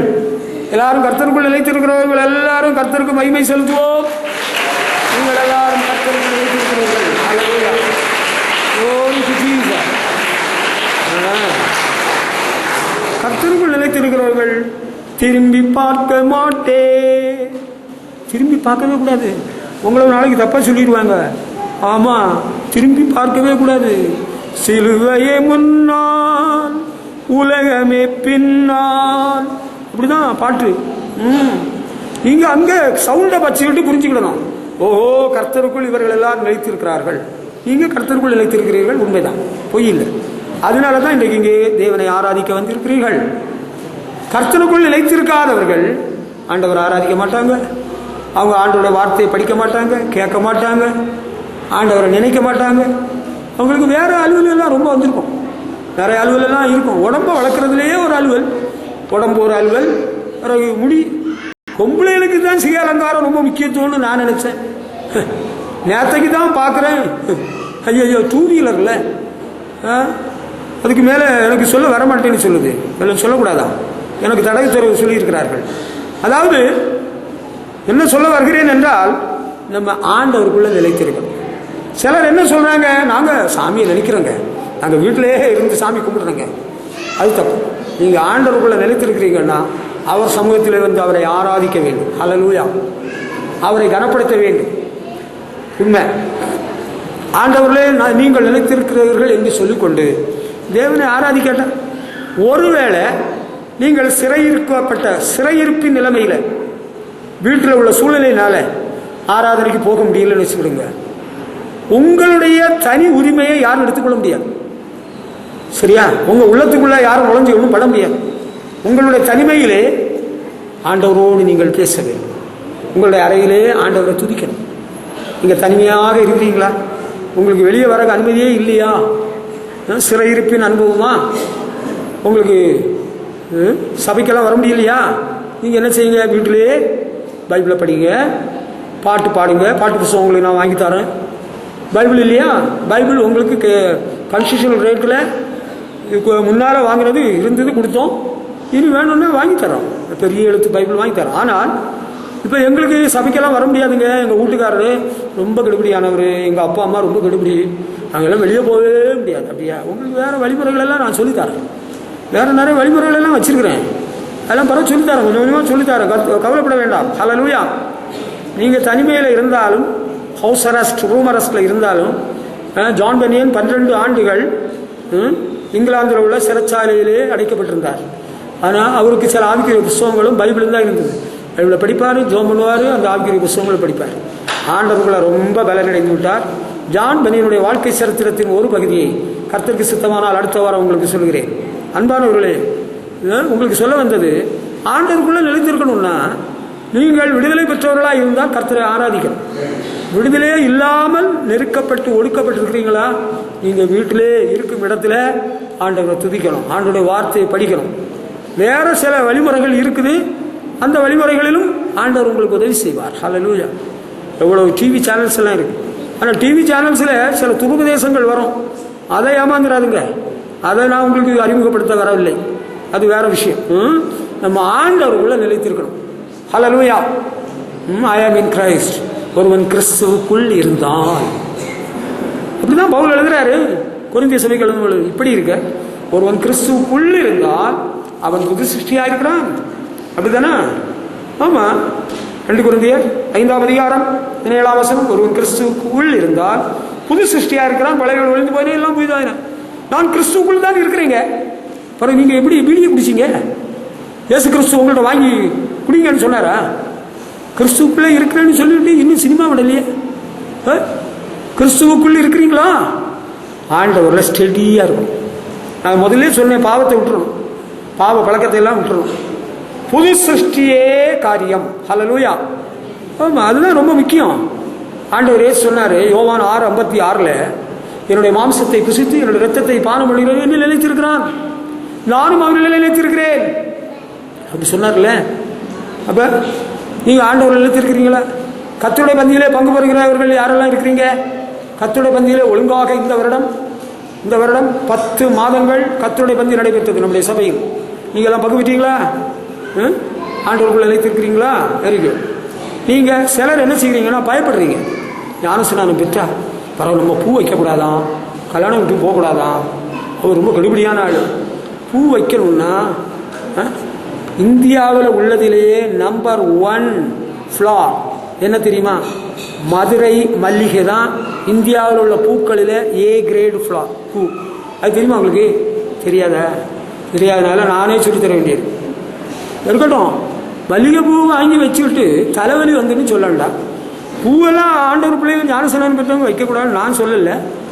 ஆண்டவர் இயேசு சிலுவை காட்சியை கண்டதுன்னு எனக்கு அது வேண்டான்னு நீங்கள் விட்டுட்டீங்க. தெரியும், நானாக வற்புறுத்தலையே. பூவெல்லாம் என்ன வச்சுட்டு நடக்கிறீங்க? நீங்கள் ஞானஸ்நானம் பெற வந்திருக்கிறீங்க, பூ வைப்பீங்களா? பூவெல்லாம் வைக்கக்கூடாது இல்லை. நகையெல்லாம் கலத்திடுவீங்களா? கலத்தி எல்லாம் சபைக்கு தந்துடுவீங்களா? அப்படி ஒரு போதனையே கிடையாது. இத்தனை ஆண்டுகளில் நாங்கள் யார்கிட்டையும் அப்படி சொல்லவும் இல்லை, யார்கிட்டையும் அப்படி வச்சுக்கிடவும் இல்லையே. நகையை கலத்தை சொன்னதே இல்லையே. மோதிரம் போடுமா? ஒரு மோதிரம் எல்லாம் அவ்வளோ விசேஷம் இல்லை. பார்த்துக்கிடுங்க, நீங்கள் எப்படி 2 மோதிரமாக போட்டுக்கிடுங்க. பஞ்ச காலத்தில் சில திருடமாறு அவர்களுக்கு ஒன்றும் வழி இல்லாமல் இருக்க வேலையில் ஏதோ உங்கள் கை வரல பிடிச்சி ஒரு இழுப்பு இருக்கிற வேலையிலையாவது ஒரு மோதிரம் கிடைச்சா அவனுக்கு நல்லது தானே, பிழைக்கிறதுக்கு நல்லது தானே. இல்லை செயின் போட்டால் நான் பொதுவாக எல்லார்கிட்டையும் ஒரு அன்பான ஆலோசனை, நீங்கள் நகை போட்டிங்கன்னா ஒரு 10 பவுன் 15 பவுன் போல் போடுங்க. சிம்பிளாக ஒரு அரை பவுன், ஒரு 1/4 பவுன், ஒரு அரை கிராம். இதெல்லாம் நம்ம மரியாதை கெடுத்துரு. நம்ம ஆண்டவரில் நிலைத்திருப்போம், கர்த்தருடன் என்று நிலைத்திருப்போம், அவருடன் ஒரே ஆவியாயிருப்போம், ஆவியினாலும் சரீரத்தினாலும் அவருக்கு மகிமை செலுத்திடுவோம். ஹல்லேலூயா. தேவனின் ஆலயமே, பரிசுத்த ஆலயமே, மகிமையின் ஆலயமே, நாமே ஆலயமே. ஹல்லேலூயா. அன்பானவர்களே, ஆண்டவர்களே நான் நிலைத்திருக்கணும், அதுதான் ஆசீர்வாதம். ஆண்டவர்களே ஒருவன் நிலைத்திராவிட்டால் அவனுக்கு கதி என்னன்னு யோவான்ல 15 அதிகாரம் ஆண்டவர் இயேசு என்ன சொல்ல தெரியும்? ஒருவன் என்னில் நிலைத்திராவிட்டால் அவன் வெளியேறின்ற கொடியை போல எரிவுண்டு உலர்ந்து போவான். அப்படிப்பட்டவர்களை சேர்த்து அக்னியிலே போடுகிறார்கள், அவைகள் எரிந்து போம். நீங்கள் என்னிலும் என் வார்த்தைகள் உங்களில் நிலைத்திருந்தால் இந்த கனிகளை கொடுப்பீர்கள். ஹல்லேலூயா. ஆண்டவர்கள் நிலைத்திருக்கணும்னா ஆண்டவருடைய வார்த்தையை கேட்கணும், ஆண்டவருடைய வார்த்தைக்கு இடம் கொடுக்கணும். கேட்டீங்களா? இது கடினமான உபதேசம். அப்படி கடினமான உபதேசம் இல்லை. ஆண்டவருடைய பந்தியில் நீங்கள் பங்கு பெற வேண்டும், அது ஆசீர்வாதம். நீங்கள் ஆராதனைக்கு வர்றீங்க, ரொம்ப நல்லது, சந்தோஷம். ஒரு பயம், வாலிப பிள்ளைகளுக்கு ஒரு பயம். ஒரு நாள் ஒரு அம்மாட்ட கேட்டேன், அந்த அம்மாட்ட கேட்ட வேளையில் நீங்கள் ஆண்டவர் பிள்ளையாகிட்டீங்க, ஆண்டவருக்கு வாழ்க்கையை ஒப்புக்கொடுத்துட்டீங்க, உங்களுக்கு பூர்ண விசுவாசம் இருக்குது, உங்கள் மகளுக்கு என்ன? நீங்களே கேளுங்க, அவள் ஏன் இப்படி பண்ணுறான்னு. ஐயோ, அடுத்த தடவை ஞானஸ்நானம் எடுக்கிற வேளையில் எடுத்துருவாங்க. ஹல்லேலூயா. ஆண்டவர்கள் நம்ம நிலைத்திருப்போம். ஆமாம், கர்த்தருக்குள் நிலைத்திருக்கிறவர்கள் என்னென்னைக்கு அசையாமல் நிலைத்திருக்கும் சியோன் பர்வதத்தை போல இருப்பார்கள். ஹல்லேலூயா. நமக்கு அசைவு வராதுங்க. ஆண்டவருக்குள்ள நிலைத்திருந்தால் நம்ம யாரும் அசைக்க முடியாது, யாரும் நெருங்க முடியாது, யாரும் ஒன்றும் பண்ணிட முடியாது. நீங்கள் நினைக்கிறீங்க நம்ம எல்லாம் நம்ம பாரம்பரியமும் சொந்தம் பந்தம் விவசாயம் விட்டுட்டு நம்ம இயேசு போதும்னு வந்துட்டா நம்ம இனத்தார் ஜனத்தார் பிறகு விட்டு வைப்பாங்களா? அவங்க அப்புறம் என்ன செய்வாங்க? அவங்க மூக்கிலையும் காதுலையும் ஓட்ட போட்டு அப்படியே கொக்கி போட்டு அப்படியே தொங்க விட்டு ஊஞ்சல் ஆட விட்டுருவாங்க. அப்படித்தானா? ஆமாம் ஆமாம், அப்படித்தான். அப்படி எத்தனை பேரை ஊஞ்சல் ஆட விட்டாங்க நீங்கள் சொல்லுங்க பாப்பா. அப்படி யாரோ ஊஞ்சல் ஆடிட்டு இருக்கிறாங்கன்னா இல்லை ஊசல் ஆடிட்டு இருக்கிறாங்கன்னா சொல்லுங்க. நான் உடனே கவர்னர் பெர்மிஷனை வாங்கி அவங்கள உடனே கீழே இறக்கி விட்றேன். நான் வரேன், ஐ ஆம் அவைலபிள். ஹல்லேலூயா. யாரும் ஒன்றும் பண்ண முடியாது. ஆத்மாவையும் சரீரத்தையும் நரகத்தில் போட வல்லவருக்கு பயப்படுங்க, மனுஷனுக்கு பயப்பட வேண்டாம். ஹல்லேலூயா. அப்போ நம்ம ஆண்டவரில் நிலைத்திருக்க வேண்டும். ஹல்லேலூயா. நம்ம ஆண்டவரில் கடைசி மட்டும் நிலைத்திருப்போமா? அதாவது வேற ஏதாவது சூழ்நிலை வந்தால் கொஞ்சம் சைடு அடிச்சுப்போமா? நமக்கு ஒரு காரியம் செய்யுமே, ஒரு சின்ன மாறுதல், ஒரு சிறு இடைவேளைக்கு பிறகு மறுபடியும் நம்முடைய நிகழ்ச்சி தொடரும். அது எந்த டிவியோ? ஏஞ்சல் டிவியா? இங்கே ஏஞ்சல் டிவி ரிலே ஆகாது. ஏஞ்சல் டிவி அங்கே இருக்குது. ஏஞ்சல் டிவி நமக்கு இப்போதைக்கு தேவையில்லை. வசனம் சொல்கிறேன் கேளுங்க. சிறிய இடைவேளையா? அதாவது எங்கள் வீட்டில் ஒரே ஒரு விசேஷம் நடக்க வேண்டியிருக்கு. அது முடிஞ்ச பிறகு நாங்கள் எல்லாரும் ஏக மனசா பாப்பாவுக்கு ஒரு கல்யாணம் முடியணும். அப்படியா? ஓ, அது வர பாப்பாவுக்கு கல்யாணம் முடியணும். அதுக்கு பிறகு அந்த குழந்தைக்கு ஒரு பேர் வைக்கணும். இப்படி வந்துக்கிட்டே இருக்கும், தொடர்கதையாக மாறிக்கிட்டே இருக்கும். நம்ம ஆண்டவர்கள் நிலைத்திருக்கணும்னு மனசு வச்சுட்டோமா யாரும் நம்ம அசைக்க முடியாது. ஹல்லேலூயா. நீ போகிற போக்கு உனக்கு பிடிச்சிருக்குன்னா நீ போ, என்ன இழுக்காத. நான் வரப்போகிறதில்லை, எனக்கு இயேசு போதும். நான் அவர்களில் நிலைத்திருப்பேன், என்ன அசைக்க முடியாது. நான் ஒருவேளை அனாதை என்கிற நிலைமையில், ஆதரவற்ற நிலைமையில் கைவிடப்பட்டு போனாலும் ஆண்டவர் என்னை சேர்த்துக் கொள்வார். ஹல்லேலூயா. நான் மனுஷனை பிரியப்படுத்தி நான் ஆண்டவரை விட்டுட்டு உங்கள் பின்னால் வரமாட்டேன் தம்பிகளே, அது நடக்காத காரியம். அது மட்டும் நீ வச்சுக்கிடாது, அதெல்லாம் கதைக்காக. ஹல்லேலூயா. ஆண்டவரில் நம்ம நிலைத்திருக்க வேண்டும். அப்படி நிலைத்திருந்தோம் என்றால் அங்கே ஒரு பெரிய பாக்கியம் இருக்குது, ஆசீர்வாதம் இருக்குமா? அதுக்கு தான் இந்த வசனம். 1 யோவான் 2ஆம் அதிகாரம் 28ஆம் வசனம். அப்படியே எடுத்துடுவோம், படிச்சுடுவோம், பார்த்துடுவோம். 1 யோவான் 2ஆம் அதிகாரம் 28ஆம் வசனம். கர்த்தருக்கு மகிமை. இப்படி இருக்க பிள்ளைகளே, அவர் வெளிப்படும் போது நாம் அவர் வருகையில் அவருக்கு முன்பாக வெட்கப்பட்டு போகாமல் தைரியமுள்ளவர்களாக இருக்கும்படிக்கு அவர்கள் நிலைத்திருங்கள். ஹல்லேலூயா. ஆண்டவருடைய வருகை நாளில் நம்ம வெட்கப்பட்டு போகாமல் இருக்கணும்னா அவர்களை நிலைத்திருக்கணும். ஹல்லேலூயா. இந்த வசனம் எங்களுக்கு புரிஞ்சுட்டு உள்ளவங்க மட்டும் ஆண்டவருக்கு மகிமை செலுத்துங்க. ஆண்டவருடைய வருகை நாளில் நம்ம வெட்கப்பட்டு போகாமல் இருக்கணும்னா கடைசி மட்டும் ஆண்டவர்கள் நிலைச்சிருக்கணும். உயிருள்ள நாளெல்லாம் உமக்கே ஸ்தோத்திரம். ஹல்லேலூயா. உயிரோடு இருக்கும் அளவும் கர்த்தரை துதிப்பே, உள்ளளவும் என் தேவனை கீர்த்தனம் பண்ணுவேன். ஹல்லேலூயா. நான் சாகக்கூடிய நேரத்தில் என் குடும்பத்தில் உள்ளவங்க திருநீர், சந்தனம், குங்குமம் எல்லாம் போட்டு என்னை தேய்ச்சி பாடாப்படுத்திட்டாங்க. நான் பரலோகம் போவேனா? நீங்கள் இடம் கொடுக்கக்கூடாது. அது யாரோ ஒரு ஆள் நிர்பந்தப்படுத்தி வேறு வழியில் கடைசி காலம் கண்ணை மூடுற நேரம் எவன் என்ன பண்ணினாலும், அல்லது நான் செத்த பிறகு என்னை சுடுகாட்டில் கொண்டு கொளுத்தி போடுவாங்க, அப்போ நான் பரலோகத்துக்கு போவேனா?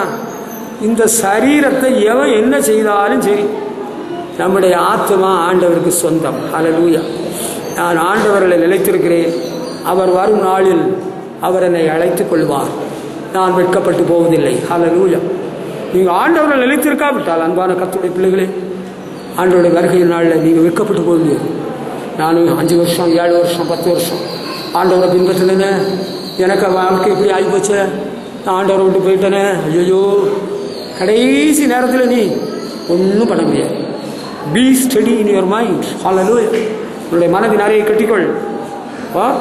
நான் கடைசி மட்டும் ஆண்டவரை நிலைத்திருப்பேன், வாழ்வானாலும் சாவானாலும். ஹல்லேலூயா. எனக்கு ஆண்டவரிடத்தில் நான் உறுதியாக இருப்பேங்க. ஆண்டவரை விட்டுட்டு எனக்கு ஒரு வாழ்க்கையும் இல்லை, ஒரு வாழ்வும் இல்லை. அதை பற்றி யாரும் என்னோட பேசவும் வேண்டாம். உங்களுக்கு நாங்கள் நிறைய பணம் வச்சுருக்கிறோம், திடீர்ல உங்களுக்கு தருவோம், அப்படியா தருவீங்களா? அதை நான் என்ன செய்யணுமா? அப்படியே லவக்குன்னு தின்னணுமா? நீங்கள் பணம் வச்சுருந்தாலும் சரி, மாலை வச்சுருந்தாலும் சரி, நாங்கள் ஆண்டவரையே சேவிப்போம். நானும் என் வீட்டாரும் என்றால் கர்த்தரே சேவிப்போம். நாங்கள் ஆண்டவரை தான் நிலைத்திருப்போம். நீங்கள் கோடி இல்லை அள்ளி கொட்டினாலும் நாங்கள் எங்கள் ரூட்டை மாற்ற போகிறது இல்லை, இல்லவே இல்லை. ஹல்லேலூயா. உயர்வானாலும் தாழ்வானாலும் வாழ்விலே என்னதான் நேரிட்டாலும் நம்ம மாற மாட்டோம். இது உண்மை. ஹல்லேலூயா. அடுத்து ஆண்டவர் சொல்றாரு, யோவான் 15:9 சொல்றாரு, என்னுடைய அன்பிலே நிலைத்திருங்கள். ஆண்டவர்கிட்ட ரொம்ப அன்பா இருக்குன்னு பார்த்துக்கணும். ஆண்டவர் தான் நம்மள்கிட்ட அவருடைய அன்பை வெளிப்படுத்தினார். நம்மில் அன்பு கூர்ந்து நமக்காக தம்மையே பலியாக ஒப்பு கொடுத்து ஜீவனை விட்டார் இல்லையா? நம்மில் அன்பு கூர்ந்து தம்முடைய அன்பை வெளிப்படுத்தினார் தேவகுமாரன் இயேசு. உங்களுக்கு ஆண்டவருடைய அன்பை சரியா புரிய முடியாததுக்கு ஒரு தடைக்கல் என்ன தெரியுமா? நீங்கள் தேவ ஆவியின் அபிஷேகத்தை பெறவில்லை, இழந்துவிட்டீங்க. பரிசுத்த ஆவியினாலே தேவ அன்பு உள்ளங்களில் ஊற்றப்படுகிறது. பரிசுத்த ஆவியானவர் உங்களுக்குள்ள இருந்தா ஆண்டவருடைய அன்பை உங்களால் புரியாம ருசிக்காமல் இருக்க முடியாது. ஹல்லேலூயா. ஆண்டவருடைய அன்பிலே உறுதியாக இருக்கிறீங்களா? சிலருடைய வாழ்க்கையில் மாறி மாறி ஒருவருக்கு ஒருவர் அன்பாக இருக்கிறாங்க. அண்ணன் தம்பி, அக்கா தங்கச்சி கல்யாணம் வரையில் அன்பாக இருக்கிறாங்க. புருஷ மனைவி கல்யாணம் முடிஞ்சு கொஞ்சம் வருஷம் அன்பாக இருக்கிறாங்க. அதுக்கப்புறம் அவங்களுக்கு ஒரு திசை திருப்பம் வர்றதுக்கு ஒரு பித்தலாட்டம், ஒரு சாசம் ஒத்துரம் வரவில்லை, வேறு எங்கேயோ ரூட்டு மாறிடுதா? இந்த பாருங்கள், நமக்கு எப்பொழுதும் எந்த ரூட்டும் மாறாது. அன்பில் நம்ம ஸ்டெடியாக இருப்போம், நிலைத்திருப்போம். ஹல்லேலூயா. நமக்கு அன்பில் மாற்றம் இல்லை. நம்முடைய ஆண்டவர் அன்பில் பூரணர். அவர் நம்மிடத்தில் முந்தி அன்பு கூர்ந்திருக்கிறார். நாம் அன்பு கூற கடனாளியாக இருக்கிறோம். ஆண்டவரை விட உன்னை நேசிக்கிறதுக்கு வேற யார் இருக்கிறா சொல்லு? அப்படி யாராக இருந்தால் அவருக்கு பின்னால் போ. ஆண்டவரோட ஒன்று நேசிக்க எவ்வளோ இருக்கிறாளா பின்னாலும் கூட போ. எனக்கு எந்த ஆட்சேபம் இல்லை. இயேசுவின் அன்புக்கு இணையான ஒரு அன்பு இந்த பூமியில் இருக்காப்பா? இல்லைன்னு அதை சொல்கிற ஒத்துக்கிறேன். பிறகு why do you run after a heathen? நீ ஏன் ஒரு தவறான ரூட்டில் போகிற? ஆண்டோடைய அன்பை புறக்கணித்து விட்டு நீ ஏன் தூரமாய் போகிறாய்? கல்வாரி காட்சியை கண்ட பின்னும் ஆண்டவரை நேசியாமல் இருக்கிறாயே. சிலுவை காட்சியை பார்த்திருக்கிறாயா? யோனாவின் குமாரனாகிய சீமோனே, இவர்கள் எல்லாரும் இடத்தில் அன்பாக இருக்கிறான்னு கேட்டார்ல, நீயும் அழுதுட்டு பாடினால. இப்போ அந்த அன்பு இருக்கா உனக்கு? ஆண்டவர்கிட்ட அன்பு இருக்கா? அந்த அன்பில் ஸ்டடியாக இருக்கிறியா? இருக்கா? அன்பு இருக்கா? ஆண்டவரை பற்றி அன்பு இருக்கா? என்ன அன்பு?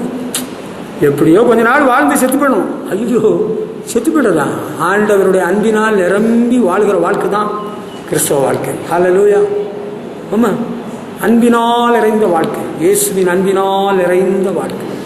நமக்கு என்ன பாதிப்புகள் வந்தாலும், என்ன கஷ்டங்கள் வந்தாலும், நஷ்டங்கள் வந்தாலும், இந்த பாருங்கள், அந்த மோவாபிய தேசத்து அந்த பொண்ணு இருக்கிறாள், இந்த ரூத்து, அவள் ஒரு விக்கிர வணக்கத்தின் குடும்பத்தில் உள்ளவள். அவளுடைய தேசம் விக்கிர வணக்க தேசம். அவளுக்கு மாமியாரை ரொம்ப பிடிச்சி போச்சு. மாமியாரை விட்டு விலக மாட்டேன் நிற்கிறாள். அவளுக்கு கூட்டாளி இன்னொருத்தி என்ன சொல்கிறா? அவள் அழுது முத்தமிட்டு, மாமியாரே நீ பத்திரமா போய் சேருன்னு சொல்லிட்டு அவள் அப்பா வீட்டுக்கு போயிட்டான். ஆனால் இந்த ரூத் என்ன சொல்றா? உம்மை விட்டு நான் விலகி போகிறதை குறித்து என்னோட பேச வேண்டாம். உம்முடைய தேவன் என்னுடைய தேவன், உம்முடைய ஜனம் என்னுடைய ஜனம். அப்படி ஒரு டீப் லவ் அந்த ரூத்துக்கு நகோமி இடத்துல ஒரு ஆழ்ந்த அன்பு. அது அவளுக்கு ஒரு வாழ்வை கொண்டு வந்தது. ஹல்லேலூயா. ஆண்டவர்கிட்ட ஒரு ஆழ்ந்த அன்பு யாருக்கு இருக்கோ அவங்களுக்கு ஒரு புது வாழ்வு, ஒரு மறுவாழ்வு, ஒரு பாக்கிய வாழ்வு காத்துக்கொண்டே இருக்கிறது. கர்த்தருக்கு மகிமை. ஹல்லேலூயா. ஆண்டவர்கிட்ட ஆழ்ந்த அன்பு இருக்கா? மரணமே இல்லாமல் வேறு ஒன்று உம்மை விட்டு பிரிக்க மாட்டார். ஹல்லேலூயா. உயிருள்ள நாளெல்லாம் உண்மையே பின்பற்றுவேன், உமது அன்பினால நான் நிரம்பி வாழ்வேன். ஆமாங்க, நீங்கள் என்ன இப்போல்லாம் சபைக்கு அதிகம் வரதில்லை, எதனால? ஆமாம், எங்களுக்கு எவ்வளோ வேலை இருக்குது, எங்களுக்கு நெருக்கடி இருக்குது, கரண்ட் இல்லை, எங்கள் தொழிலை பார்க்குறது யார்? ஆண்டவர்கிட்ட அன்பு இருந்தால் உம்மோடு செலவிடும் ஒவ்வொரு நிமிஷமும் வீணாக போகாதையா, என்னை பலவானாய் மாற்றும் ஐயா. ஹல்லேலூயா. ஆண்டவரோடு செலவிடுற நேரம் சந்தோஷமாக இருக்கு. எங்கள் அப்பா அம்மா எல்லாம் உயிரோடு இருக்கிறவங்க, அவங்களோடு நாங்கள் ரொம்ப நேரம் செலவிட எங்களுக்கு சந்தோஷமாக இருக்கும். ஏன்னா அவங்கள நாங்கள் அவ்வளவு நேசித்தோம். ஆண்டவருக்கு பிறகு நாங்கள் அப்பா அம்மாவை ரொம்ப நேசித்தோம். கேட்டிங்களா? அதனால் அப்பாட்ட பேசுகிறது, அம்மாட்ட பேசுகிறது, அப்பாவை பார்க்குறது, அம்மாவை பார்க்குறது ரொம்ப சந்தோஷமாக இருக்கும். அன்பில்லைன்னா எதுக்கு பார்க்கணும்? அன்பில்லைன்னா எதுக்கு பேசணும்? ஆண்டவர்கிட்ட அன்பு இருக்கு இல்லையா? அப்போ நம்ம ஆண்டவர் சமூகத்துக்கு வருவோம், அவர் வார்த்தை கேட்போம். ஹல்லேலூயா. அவரை துதிப்பேன், போற்றுவேன், புகழ்வேன். ஹல்லேலூயா. ஆண்டவர்கிட்ட வச்சிருக்கிற அன்பு எனக்கெல்லாம் ஆண்டவர்கிட்ட ரொம்ப அன்பு இருக்கு தெரியும்ல. நீங்கள் என்ன நினைக்கிறீங்க? எனக்கெல்லாம் அன்பில் நினைச்சிங்களா?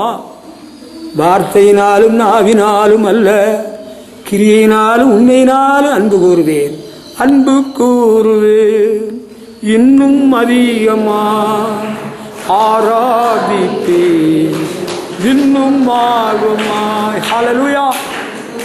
இன்னும் எனக்கு ஆண்டவரை பற்றின அன்பு, எனக்கு ஆண்டவரை பற்றின அன்பு வாரவில்லை. I use to cry like anything.